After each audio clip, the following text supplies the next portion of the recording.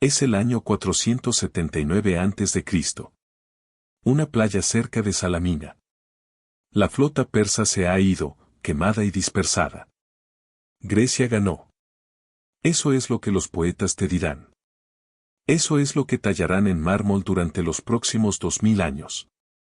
Pero ahora mismo, hay un sonido que viene de las colinas que ninguna epopeya mencionará jamás. Gritos. No del tipo de batalla. Esto es diferente. Gargantas agudas, ásperas, raspando hasta que no queda nada más que aliento y terror y la comprensión de que no viene nadie. Viene de una ciudad de tiendas que se extiende por kilómetros a lo largo de la costa. Miles de refugios de lona, fila tras fila. Estos no son cuarteles. Son corrales. Y dentro están los botines de guerra. No oro. No tierra. Mujeres.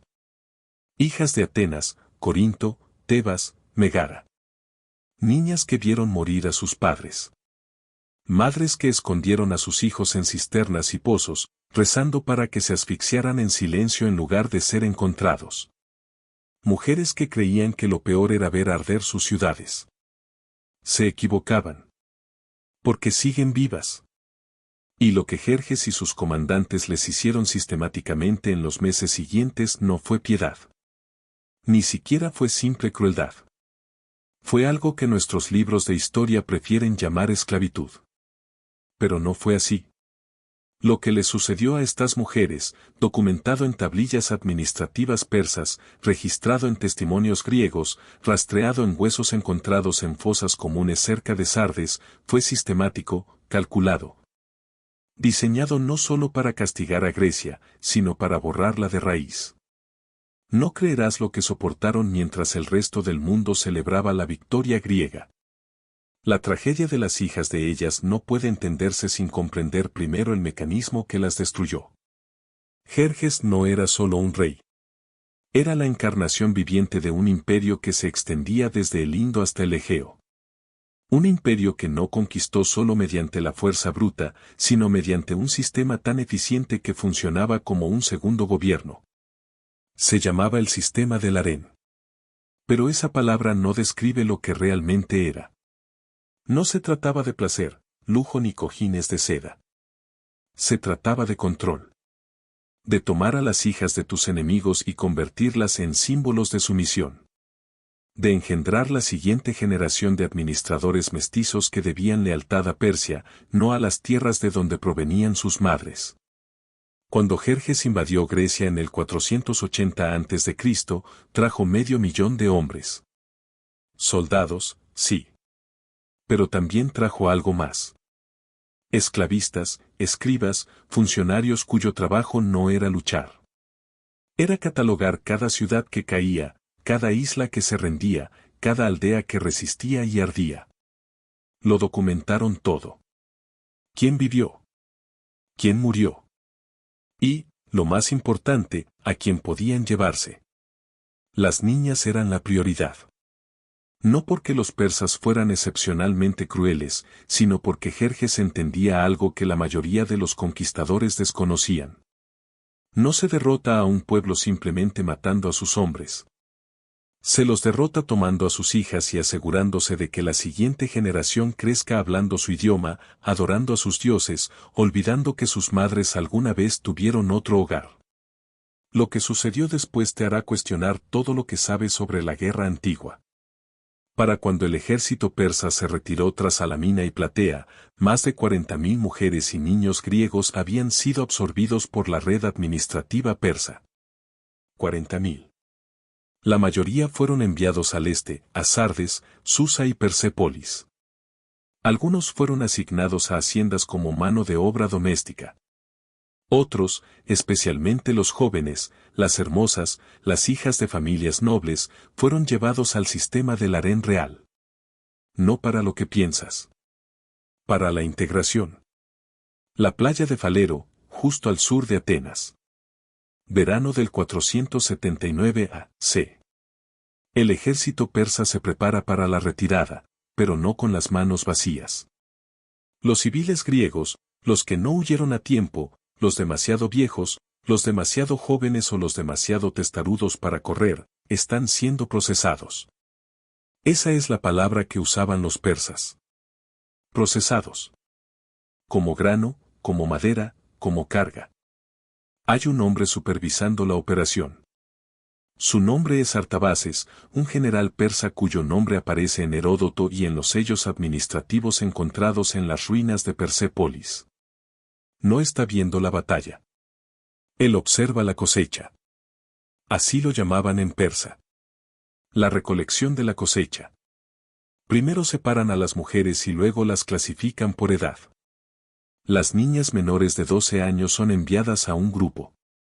Serán criadas como sirvientas, se les enseñará persa y se integrarán lentamente durante años hasta que las palabras griegas para madre y hogar les resulten extrañas. Las mujeres mayores de 30 son enviadas a campos de trabajo en Tracia y Frigia. Lugares donde la esperanza de vida se mide en estaciones, no en años. Pero las que están entre los 13 y los 25 años son las que Artabaces examina personalmente. Lo que le sucede después es peor de lo que te puedas imaginar. Una chica es sacada de la fila. Es de Megara, de unos 16 años. Su cabello está enmarañado con polvo y sal, su túnica rasgada en el hombro. No se resiste. No porque sea obediente, sino porque ya ha aprendido lo que pasa cuando uno se resiste. Su madre grita de todos modos. Un soldado persa la golpea en la cara, lo suficientemente fuerte como para hacerla caer de rodillas. Pero no la mata. La necesitan viva para mirar. Porque eso también es parte del sistema. No solo se llevan a las hijas. Se les hace entender a las madres que la resistencia es inútil. Que incluso los cuerpos de sus hijas pertenecen al imperio. La chica de Megara es conducida a una tienda. Dentro, hay un escriba, persa, sentado a una mesa baja con tablillas de arcilla y un estilete. No la mira a la cara. Mira sus dientes, sus manos, su forma de estar de pie. Está registrando detalles. Edad, altura, estado de los dientes, presencia de cicatrices, evidencia de virginidad. Estos no son soldados. Son administradores. Esto es burocracia. Un sello intacto de Persépolis, traducido en la década de 1930 por el arqueólogo alemán Ernst Herzfeld, incluye una línea que dice, entregadas a Susa, 120 mujeres griegas, de entre 14 y 22 años, seleccionadas y preparadas para el servicio real desde Atenas, Tebas y Corinto. Estado aceptable. Así veía el imperio persa a las hijas de ellas. Como inventario. Pero aquí es donde la cosa empeora. Lo que sucedió después no fue una crueldad indiscriminada. Fue una política. Las muchachas seleccionadas para el sistema de harenes eran embarcadas con destino al este, pero no todas. Algunas eran retenidas en campamentos a lo largo de la costa de Asia Menor durante semanas, a veces meses. ¿Por qué? Porque los persas habían aprendido algo de conquistas anteriores. Si se toma a una mujer y se la pone inmediatamente a su servicio, se resiste. Recuerda. Se aferra a la esperanza de que alguien venga a buscarla, de que su ciudad la rescate, de que los dioses intervengan. Pero si se la desmembra primero, si se la despoja de su nombre, de su lengua, de su identidad, entonces se integra con mayor fluidez. Y la forma más efectiva de desmembrar a alguien no es mediante la violencia. Es mediante la humillación. Obligándolo a participar en su propia destrucción. Existe un relato, fragmentario, conservado en una colección de epitafios griegos del siglo IV a.C. Una mujer llamada Clise, de Corinto. Tenía 13 años cuando los persas la capturaron. Sobrevivió. Décadas después, regresó a Grecia ya anciana y dejó una inscripción en un templo cerca de Olimpia. Dice, yo era Clise, hija de Nicodemo. Me apresaron en el año del fuego. Me dieron un nombre nuevo que no pronunciaré. Serví en la casa del primo del rey durante 16 años. Cuando me liberaron, había olvidado los himnos que me enseñó mi madre. He venido aquí para recordar. Esta piedra recordará por mí. 16 años. Tenía 29 años cuando fue liberada. Y había olvidado los himnos. Eso no es esclavitud. Es aniquilación cultural. Pero el método que usaron para lograrlo es aún más inquietante. Los campos donde estas mujeres fueron retenidas no eran prisiones. Eran centros de reeducación. A las niñas se les enseñaba persa. Cómo inclinarse al estilo persa. Cómo preparar comida persa, vestir trajes persas, adoptar modales persas. A las que se resistían se les hacía morir de hambre. A las que obedecían se les recompensaba con un trato ligeramente mejor. ¿Y a las que se resistían demasiado? Hay una fosa común cerca de Sardis, excavada en 1958. Contiene los restos de más de 300 mujeres que datan de principios del siglo V a.C. Los huesos muestran signos de desnutrición, traumatismos por objetos contundentes y evidencia de abuso sistemático. Los arqueólogos notaron algo extraño. Casi todos los cráneos miraban hacia el oeste, como si, incluso muertas, intentaran volver a casa. A finales del 479 a.C., la primera oleada de cautivas griegas llega a Susa, el corazón administrativo del imperio persa.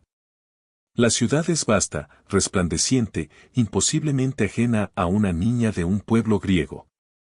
Los salones con columnas se extienden más alto que cualquier templo de Atenas.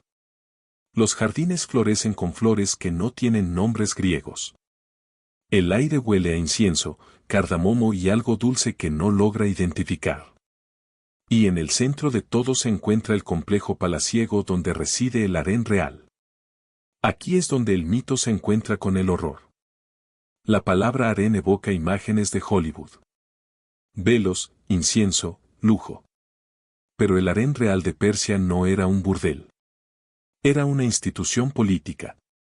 Un lugar donde las hijas de los pueblos conquistados se transformaban en bienes del imperio.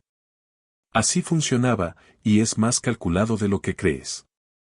Según los registros de las tablillas de la fortificación de Persépolis, documentos administrativos que sobrevivieron gracias a que fueron horneados cuando Alejandro Magno quemó la ciudad en el 330 a.C., las mujeres que ingresaban al sistema del harén se dividían en rangos. En la base, las sirvientas domésticas. Por encima, las concubinas. En la cima, las seleccionadas para tener hijos para los nobles persas. El objetivo no era el placer. Era la integración. Los niños nacidos de madres griegas y padres persas serían criados persas, pero con suficiente sangre griega para servir de intermediarios, traductores y administradores en los territorios recién conquistados. Era colonialismo genético. Pero no todas las chicas llegaron tan lejos. Una niña llamada Talía. Su nombre se conserva en una tablilla administrativa babilónica del 477 a.C. Tenía 15 años cuando llegó a Susa. La tablilla registra que se negó a la integración y fue internada en una unidad disciplinaria. Lo que eso significaba exactamente se explica en otro documento. Trabajos forzados en las salas de tejido del palacio, 14 horas al día, raciones mínimas, sin contacto con otras mujeres griegas. Duró 8 meses. La causa de la muerte registrada fue agotamiento. Pero algunas de las chicas sobrevivieron a la integración. Y lo que les sucedió es, en cierto modo, peor que la muerte. Porque se convirtieron en cómplices. Hay una carta real, conservada en las arenas secas de Bactriana y traducida en la década de 1970. Es de una mujer llamada Roxana, nombre griego que significa brillante. Le escribe a su hermana en Tesalia. La carta data de alrededor del 470 a.C. Lo que escribió te atormentará. Ella escribe, estoy bien. He aprendido el idioma. He aprendido las oraciones. El mayordomo del rey me ha tomado como segunda esposa. Le he dado un hijo. Es hermoso. Tiene tus ojos, pero nunca sabrá tu nombre. Por favor, no intentes encontrarme. Ya no soy quien era. Esa es la frase que debería atormentarte. Porque Roxana sobrevivió. Fue alimentada, vestida, ascendida de estatus. Tuvo un hijo. Y a cambio, dio a luz a un hijo que crecería como persa. ¿Quién nunca sabría que su madre le había rezado una vez a Atenea? ¿Quién nunca cantaría las nanas que aprendió de niña en Tesalia? Esta era la verdadera estrategia. No la masacre. La masacre crea mártires. Se escriben canciones, se cuentan historias, los muertos se vuelven inmortales. Pero la asimilación, lenta, metódica, burocrática, toma a las hijas de tus enemigos y las convierte en las madres de tu próxima generación de administradores.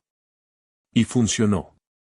A mediados del siglo V a.C., miles de niños mestizos greco-persas servían en la administración aqueménida.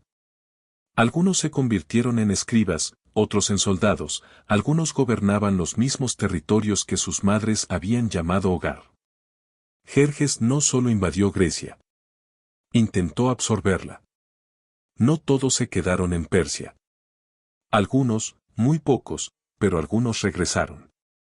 En las décadas posteriores a las guerras persas, a medida que las ciudades-estado griegas consolidaban su poder y el control de Persia sobre el Egeo se debilitaba, un goteo de mujeres comenzó a regresar a casa. Liberadas por dueños compasivos, rescatadas por familias desesperadas o, en raras ocasiones, escapadas. Pero al regresar a casa, descubrieron que su hogar ya no existía. Lo que Grecia les hizo a estas sobrevivientes es igualmente impactante. Hay una inscripción de Eretria, fechada alrededor del 460 a.C., que cuenta una historia que los historiadores modernos rara vez discuten. Una mujer llamada Armonía regresó después de 12 años de cautiverio persa. Tenía 28 años. Tenía un hijo con ella, un niño, mitad persa, de unos 6 años. La ciudad de Eretria se negó a reconocer su ciudadanía. Su familia se negó a acogerla. La razón, registrada sin rodeos en los archivos legales de la ciudad, había sido profanada por el contacto bárbaro y había nacido como una hija de sangre mestiza. Aceptarla sería aceptar al enemigo. Ella y su hijo fueron rechazados. La inscripción termina ahí. No sabemos qué le sucedió. Esta es la parte de la historia que no encaja en la narrativa heroica. Porque Grecia ganó la guerra. Atenas se convirtió en el corazón de la democracia, la filosofía y el arte. La amenaza persa fue repelida. Los poetas escribieron epopeyas. Los escultores tallaron mármol. Y nadie quería hablar de las hijas que regresaron rotas o de las que nunca regresaron. Un historiador llamado Teopompo, que escribió en el siglo IV a.C., hizo una breve referencia a las mujeres silenciosas. Supervivientes griegas del cautiverio persa que vivían al margen de la sociedad, incapaces de reintegrarse, incapaces de hablar de lo que les habían hecho. Escribió, son como sombras. Se mueven por el ágora, pero nadie las ve. Fueron capturadas, y aunque regresaron, siguen desaparecidas. Las mujeres silenciosas. Así las llamaban en Grecia. Y con el tiempo, dejaron de llamarlas. Para cuando Heródoto escribió sus historias en el siglo IV a.C., la atención se centraba por completo en las batallas, las estrategias y la gloria de la resistencia griega. Menciona a las cautivas persas una sola vez, en una sola línea, muchos griegos fueron capturados, pero con el tiempo algunos regresaron. Eso es todo. Eso es todo lo que les dio. Pero las tumbas cuentan una historia diferente. En toda Grecia, especialmente en regiones que sufrieron una intensa ocupación persa. Los arqueólogos han encontrado tumbas de mediados del siglo V a.C. que contienen restos de mujeres con características inusuales. Signos de desnutrición compatibles con un cautiverio prolongado, traumatismos esqueléticos y, en varios casos, evidencia de partos a edades muy tempranas. Una de estas tumbas, cerca de la antigua Tebas, contenía el esqueleto de una mujer de 20 y pocos años.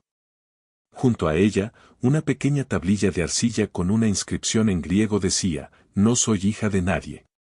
No soy madre de nadie. Soy la olvidada. Que esto deje constancia de que lo fui. Sin nombre. Solo eso. Entonces, ¿por qué importa esta historia? Porque no se trata de Jerjes. Ni siquiera se trata de Persia. Se trata de lo que sucede cuando los imperios deciden que el arma más efectiva no es la espada, sino el silencio. Jerjes invadió Grecia y perdió. Su flota ardió en Salamina. Su ejército fue aplastado en Platea. Grecia ganó en todos los aspectos militares. Pero si se mide la victoria de otra manera, si se cuentan las hijas secuestradas, las identidades borradas, las madres que pasaron el resto de sus vidas mirando al horizonte oriental, entonces la pregunta se vuelve más difícil de responder. Porque esas mujeres no murieron gloriosamente. No se convirtieron en mártires. La mayoría simplemente desaparecieron en la maquinaria administrativa de un imperio, recibieron nuevos nombres, tuvieron hijos que crecieron como persas y se desvanecieron por completo de la memoria griega. Y Grecia las dejó. Porque recordarlas habría sido admitir que la victoria tuvo un precio incalculable. Habría significado afrontar el hecho de que los imperios no solo conquistan tierras. Conquistan linajes, lenguas, futuros.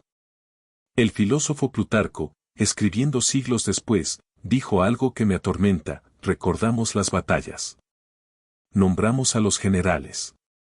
Construimos templos a los dioses que nos dieron la victoria. Pero el precio de la guerra siempre lo pagan aquellos a quienes no nombramos. Las hijas de ellas pagaron ese precio. No con su muerte, sino con su borradura.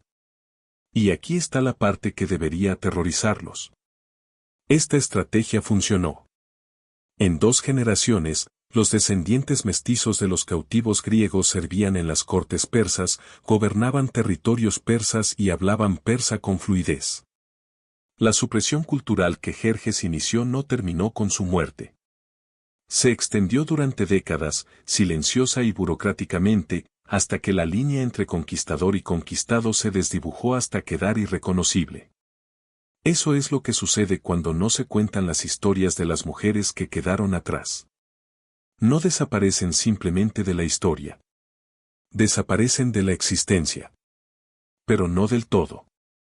Porque aquí estamos, 2500 años después, leyendo tablillas de arcilla de Persépolis, traduciendo inscripciones de tumbas olvidadas, encontrando los testimonios de una sola línea de mujeres que grabaron su dolor en piedra porque sabían, de alguna manera, que el silencio era la muerte definitiva.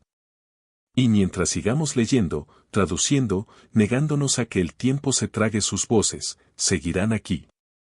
No como ellas querían, no como merecían, pero aquí. Acabas de presenciar una de las verdades más oscuras de la historia. No la que está escrita en los libros de texto, sino la que está enterrada en registros administrativos y tumbas anónimas. Si historias como esta te recuerdan lo frágil que es la humanidad, lo fácil que es borrar voces cuando nadie lucha por recordarlas, entonces mantén vivo el pasado.